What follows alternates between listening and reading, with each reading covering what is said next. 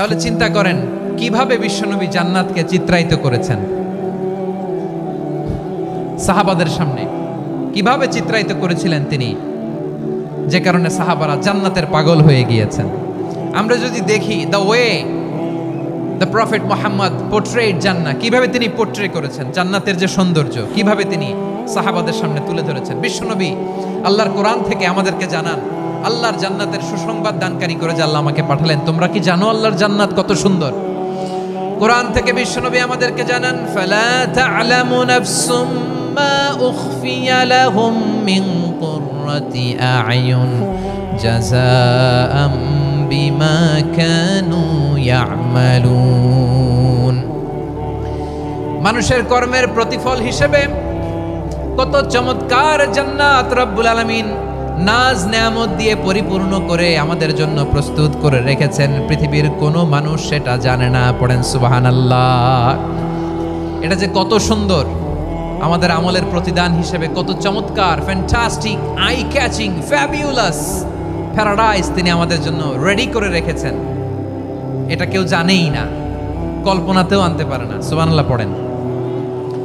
আবার হাদিসে কুদসিতে বিশ্বনবী ফরমান, রব্বুল আলামিন বলেন আ'দাতু লিইবাদিয়াস সালিহিন মা লা আইনুন রাআত ওয়ালা উযুনুন সামিআত ওয়ালা খাতারা আলা কলবি বাশার। আল্লাহ বলেন আমার নেককার বান্দাদের জন্য এমন চমৎকার জান্নাত আমি রেডি করে রেখেছি, মা লা আইনুন রাআত, কোন চোখ সে জান্নাতকে দেখে নাই, ওয়ালা উযুনুন সামিআত, কোন কর্ণকুহর সেই জান্নাতের আওয়াজ শুনে নাই, ওয়ালা খাতারা আলা কলবি বাশার, মানুষ কল্পনাতেও জান্নাতের ছবি আঁকতে পারে না। সুবহানাল্লাহ, কল্পনাতেও ছবি আঁকতে পারে না।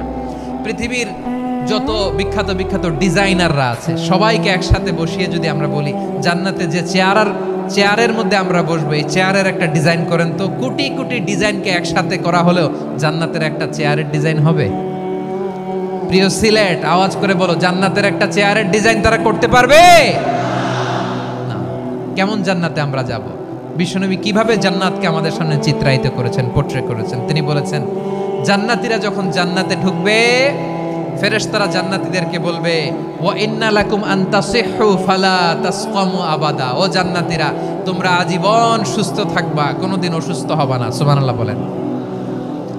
আচ্ছা, আজকের এই মাহফিলে যারা এসেছেন কোনোদিন অসুস্থ হন না এরকম কে কে আছেন? হাত তোলেন তো দেখি। ওই যে হাত তুলছে, পাওয়া গেছে, চিরসুস্থ। তোমরা কোনোদিন অসুস্থ হও নাই?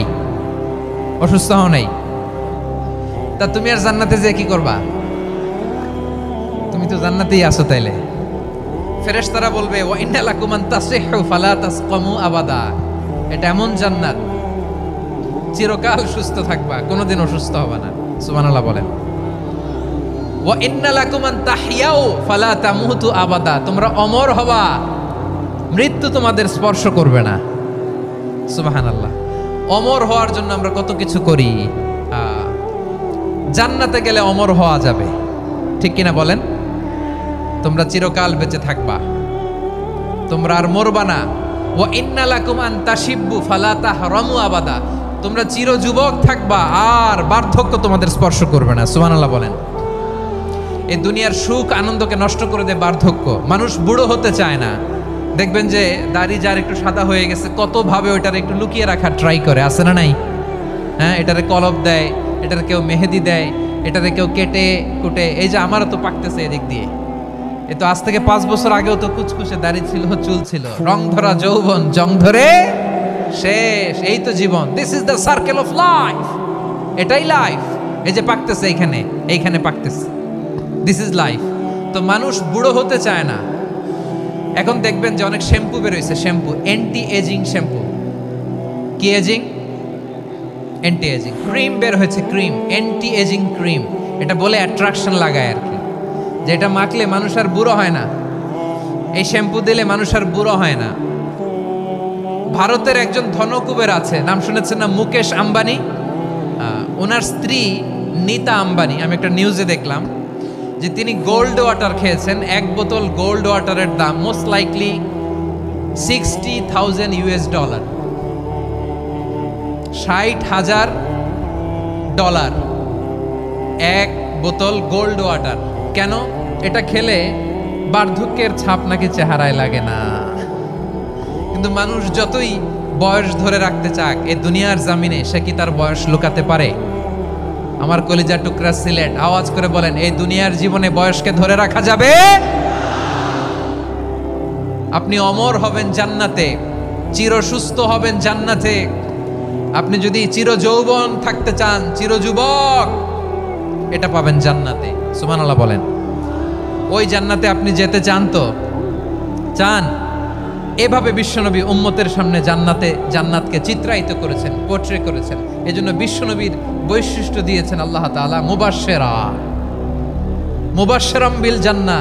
নবী হে, আপনি জান্নাতের সুসংবাদদাতা। আওয়াজ করে পড়তে হবে আল্লাহু আকবার। এজন্য আল্লাহ বলেন, ইয়া আইয়ুহান নাবিয়্যু ইন্না আরসালনাকা শাহিদা। ও নবী, আপনারে আমি সাক্ষ্যদাতা করে পাঠালাম, সাক্ষ্যদাতা করে পাঠালাম। মুবাশশিরা শাহিদাও ওয়া মুবাশশিরা, আপনারে আমি জান্নাতের সুসংবাদদাতা করে পাঠালাম।